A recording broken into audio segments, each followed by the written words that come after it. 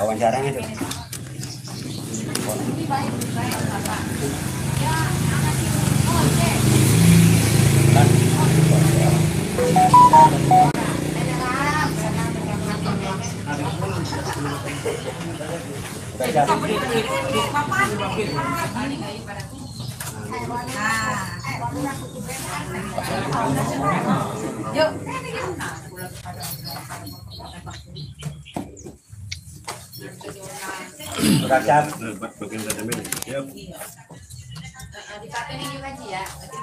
Siap, ya itu bisa ceritakan Mas Bro.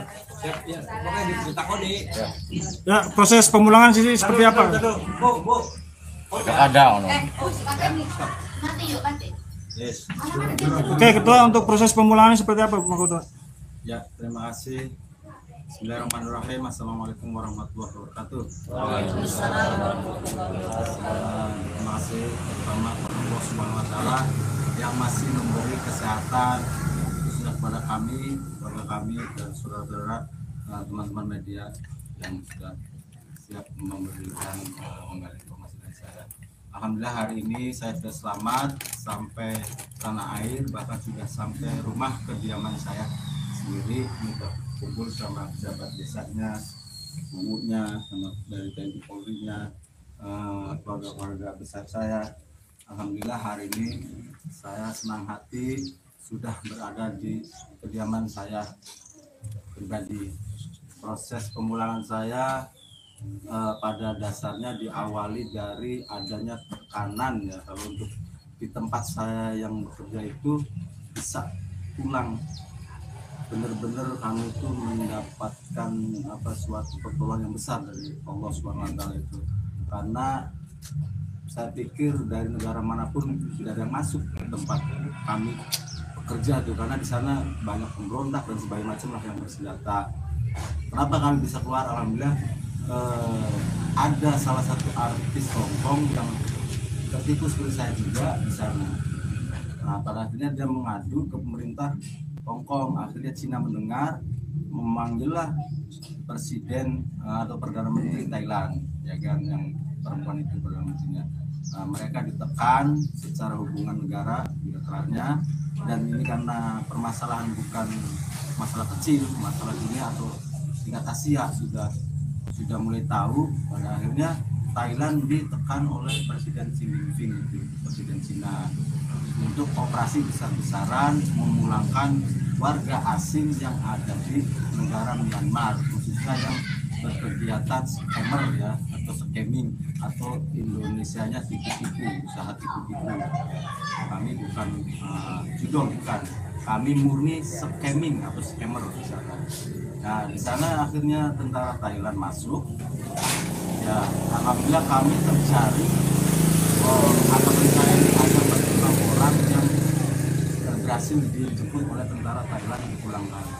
Otoritas tentara Thailand yang bisa masuk ke wilayah itu, dan pada akhirnya kami resmi mendapat, ya kalau saya bilang rezeki itu pulang itu rezeki, karena upaya kami harap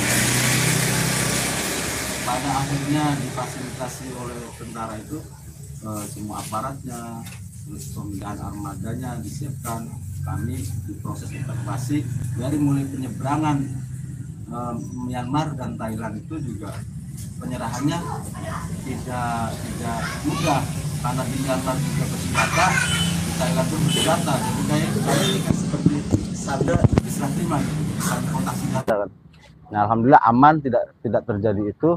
Pada akhirnya kami diseberangkan, disambut sampai masuk ke kendaraan tentara dan dibawa ke distrik militernya Thailand. Di sana kami ditampung sampai 4 hari kalau nggak salah ya. Ya alhamdulillah dirawat lah ya, beli makan, dikasih fasilitas tidur, kasih cuci makan, alat cuci mandi kayak gitu ya. Nah, setelah itu baru KBRI nih dari pihak pemerintah kami, Thailand, KBRI Thailand di Bangkok, yang ada di Bangkok ya, menjemput kami berdelapan itu WNI. angkatan kami itu kan ada 8 orang. Nah dari situlah kami dibawa ke KBRI Bangkok di kota Thailand. Nah dari situ kami ngurus SPLL karena SPLP karena paspor saya mati kan, tenggang setahun. Alhamdulillah nggak lama, sekitar 2 hari langsung jadi, langsung diterbangkan ke Indonesia lewat Soekarno-Hatta. Di sana disambut para pejabat pemerintah dalam negeri dan keluarga dan rekan-rekan semua yang ikut andil proses pemulangan ini. Jadi kurang lebih seperti itu ya proses perjalanan kami bisa pulang. Proses pemulangan ini siapa aja, Pak Dewa? Dari yang berperan apa yang begini? Ya banyak pihak, terutama bagaimanapun ya pemerintah. Tapi Kemenlu khususnya ada Pak Yuda di sana yang sering koordinasi ya karena dia bidangnya antar negara kan, ya Kementerian Luar Negeri. Tapi sebelum jauh itu yang menginisiasi saya mengeluh itu ya ini teman kami yang pada waktu itu masih satu profesi ya, Ang Solehin ini menginisiasi untuk menyuarakan kami ketika kami teriak minta tolong, artinya sudah tidak kuat ya. Saya hampir komunikasi itu hampir setiap waktu lengah saya manfaatkan untuk komunikasi kepada Kang Solihin, pada beliau ini. Dan ke belakang, perlakuan apa yang didapat waktu pas di sana? yang perlakuan banyak di sana itu, iya banyaknya artinya tidak ada yang benar ya, nggak enak semua. Jadi kami itu kalau kerja mencari nomor, saya kan tim mencari nomor. Kalau nggak target ya udah pasti itu benda-benda siksaan tuh nempel ke badan seperti kayu, gebuk badan. Emang gebuknya bagian belakang, nggak asal gebuk gitu, tapi itu lumayan sakit ya. Terus setrum yang tongkat elektrik itu loh, sampai gosong-gosong ada. Terus kabel cambuk, terus gantung borgol tangan, macem-macem. Jadi semua angkat galon yang sampai 5 jam sambil jongkok kayak gitu ya. Pokoknya tidak manusiawi lah, banyak yang identik dengan kekerasan kalau menurut saya. Ya, tidak ada pembayaran gaji di sana, tidak ada upah lah seperti itu.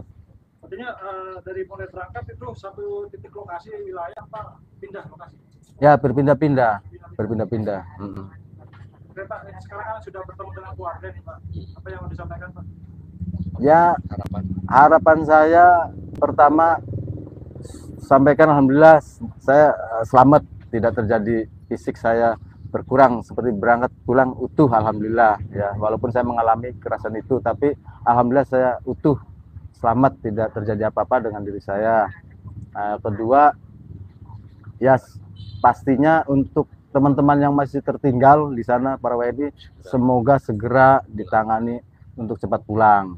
Dan untuk pesan saya untuk bangsa Indonesia ini, khususnya Sabang Merauke, putra-putri yang seusia saya, yang masih produktif lah ya, terutama generasi muda, ya hati-hati kalau untuk keluar negeri. Kan ini kan bukti contoh saya untuk mewakili kejadian ini, jangan sampai terulang kembali. Apapun itu tidak baik kan ya, terutama tawaran-tawaran yang menggiurkan, prosesnya mudah, atau dari teman atau dari orang lain, informasinya harus dipelajari lebih lengkap gitu ya, agar tidak terulang kembali.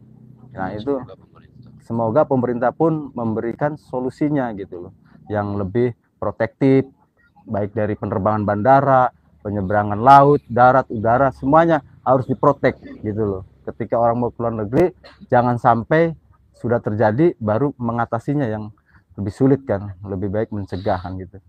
Karena bagaimanapun tetap sebisa apapun, kalau kitanya ada niatan atau bagaimana, ada lolosnya tuh. Saya seperti saya kan bisa buktinya lolos kan, terbang ke sana, karena memang saya berawalnya turis kan gitu, jadi tidak masalah, tidak berdokumen, cukup paspor, mau kemana ya unprosedur bisa aja karena turis kan.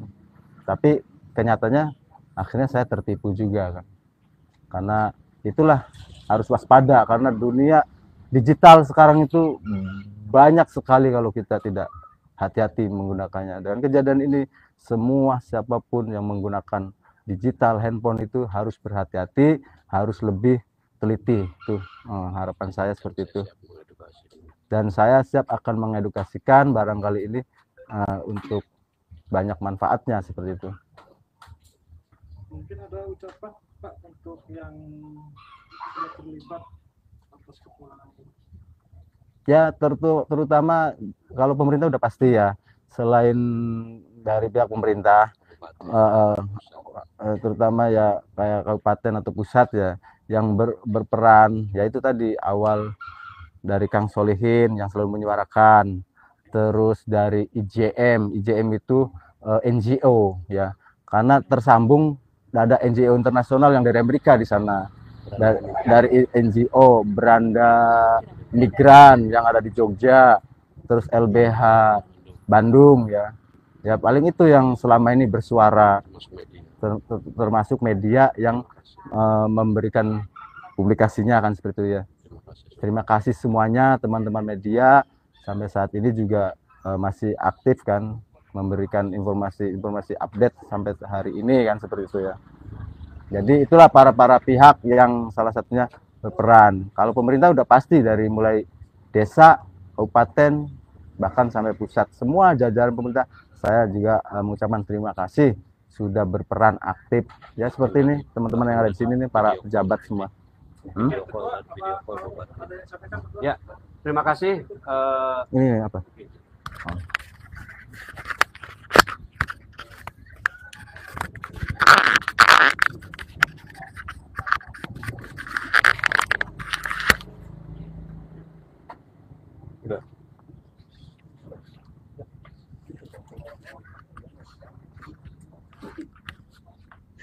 Ya, kita bisa ceritakan dalam proses penjemputan Pak Rubin ini seperti apa? terima kasih. Dalam proses penjemputan, apa yang tadi disampaikan, saya hanya mendampingi dari pihak keluarga. Begitu ada kabar, ada otoritas Thailand operasi dan Robin bisa pulang, saya langsung standby bersama keluarga di Jakarta untuk menjemput di Bandara Soekarno-Hatta. Dan ternyata di situ sudah ada pihak pemerintah, dalam hal ini Kemenlu dan KP2MI ya. Iya. Nah, saya jemput di situ. Setelah itu Robin dan rombongan ternyata ada 46. Ya, rombongannya Pak Robin ada 8, tapi ternyata bisa pulang ada 46. Nah, setelah itu saya tidak bisa ikut, langsung Pak Robin dibawa ke RPTC, itu asrama untuk Kemensos ya, untuk dimintai keterangan, diverifikasi trauma center itu, sehingga kemudian Pak Robin dan kawan-kawannya dimintai keterangan seutuhnya oleh pemerintah pusat, termasuk Bareskrim, Bais dan lain sebagainya. Dan alhamdulillah Pak Robin sudah bisa pulang ke tanah air. Saya sebagai teman, kerabat, semua anggota DPRD yang mantan dan atau yang kemarin memberikan support dan dukungan, dan juga beberapa kementerian yang saya punya koneksi dan jaringan, Pak Menko Pemberdayaan Masyarakat, Pak Karding, dan semuanya kami komunikasikan, termasuk anggota DPR RI Komisi 1 bidang luar negeri, Pak Haji Oleh Soleh, untuk bersama-sama memberikan satu pergerakan agar Indonesia bisa bersama-sama memulangkan WNI Pak Robin CS. Dan alhamdulillah hari ini Allah membukakan anugerah ya, Pak Robin kembali ke pangkuan keluarga. Luar biasa. Saya bersyukur dan bangga, dan kemudian mudah-mudahan tidak terulang kembali ya korban TPPU yang lainnya. Untuk prosesnya itu berapa hari sih dari ke Bandara Bangkok itu? Dari bandara kurang lebih 3 hari berada di asrama RPTC itu 3 hari. Di situ ada konseling, ada pemeriksaan kejiwaan, ada pemeriksaan terkait dengan tindak pidana TPPU-nya oleh Bareskrim dan juga oleh Bais dan sebagainya. Intinya setelah diverifikasi semuanya keadaannya normal, tidak ada masalah secara fisik dan memang bagian daripada korban sehingga bisa dipulangkan. Gitu. Cukup ya? Cukup? Ya, terima kasih. Oh iya, satu lagi, lupa saya, satu lagi ya. Oke. Alhamdulillah tadi di jalan Pak Bupati, Pak Luki Hakim sempat video call berada di Magelang, mengapresiasi kinerja saya dan teman-teman diminta siapa aja yang berperan untuk advokasi ini. Saya sampaikan ada NGO, ada LBH, dan untuk Indramayu saya sendiri, dan Pak Bupati, Pak Luki Hakim akan memberikan apresiasi pihak-pihak yang membantu Robiin untuk diundang di pendopo, dikasih penghargaan. Ya saya kira sebagai seorang warga Indramayu ya, ikut berpartisipasi luar biasa. Kalaupun ada penghargaan dari Pak Bupati ya itu luar biasa, menjadi contoh bahwa Bupati kita, pemerintah kabupaten kita betul-betul menghargai jasa dan perjuangan. Ini persoalan nyawa. Oleh karena itu sangat luar biasa apresiasi kepada Pak Bupati. Katanya tanggal 1 atau 2 bulan depan mau mengundang kami, termasuk juga Pak Wakil Bupati, Pak Haji Saifuddin, katanya 1-2 hari ini mau datang ke Pak Robiin. Sekali lagi terima kasih Pak Bupati, Wakil Bupati, apresiasi, dan kami menunggu ke depan Pak Robiin untuk bisa diberikan pendampingan menuju ke depannya lebih baik. Saya kira itu.